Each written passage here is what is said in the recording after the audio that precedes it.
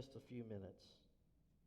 Now, church strife, as I told you earlier in the New Testament, we see it quite often. So church strife is centuries-old issue.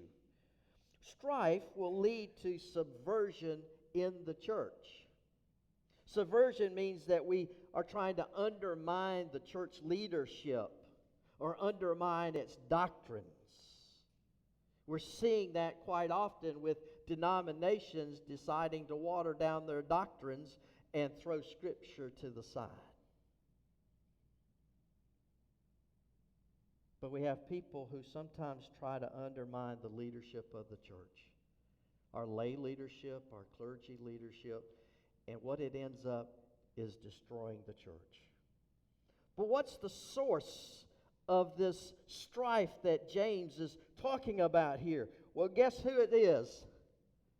It's church members. Hello?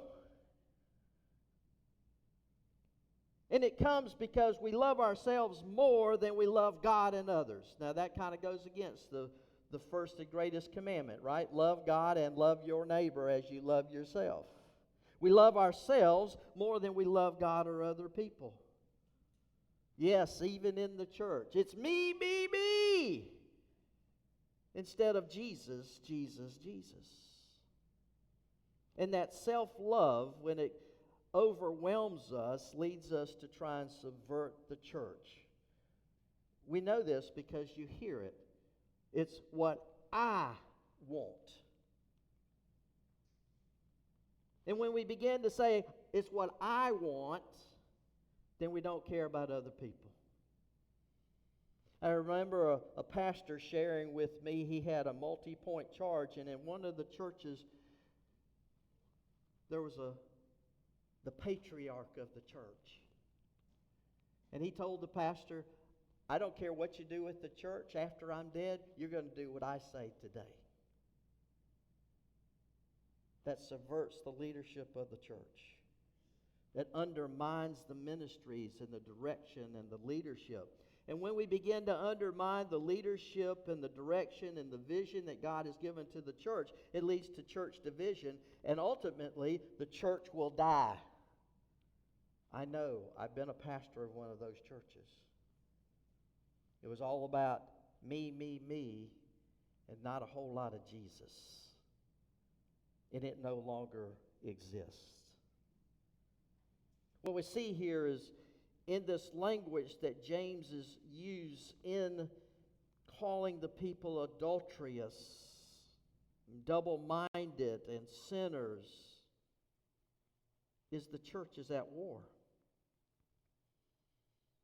The particular church that James was talking to had missed their growth opportunities, how to build up the kingdom. Instead, they were very subversive, and they disobeyed God's call to grow, and they began to die off.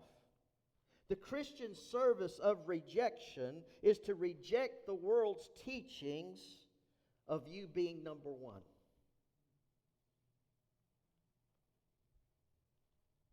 And focus on Jesus and other people. If we take the focus off of us and we put it onto Jesus Christ, then that leads to obedience to God. And if enough people within the church begin to be obedient to God, then we begin a movement within the church. And then the church will move toward growth and making disciples. Not just coming in and sitting in a pew and saying, oh, nice pastor sermon. That was a great sermon, pastor, as they go out the door, and we do nothing else at all. We come in and we focus on reaching out to other people and share our faith and make disciples. I love what Jesus said. Go and make disciples. He didn't say go and make believers. Believers are to become disciples. Followers of Jesus Christ, not just believers.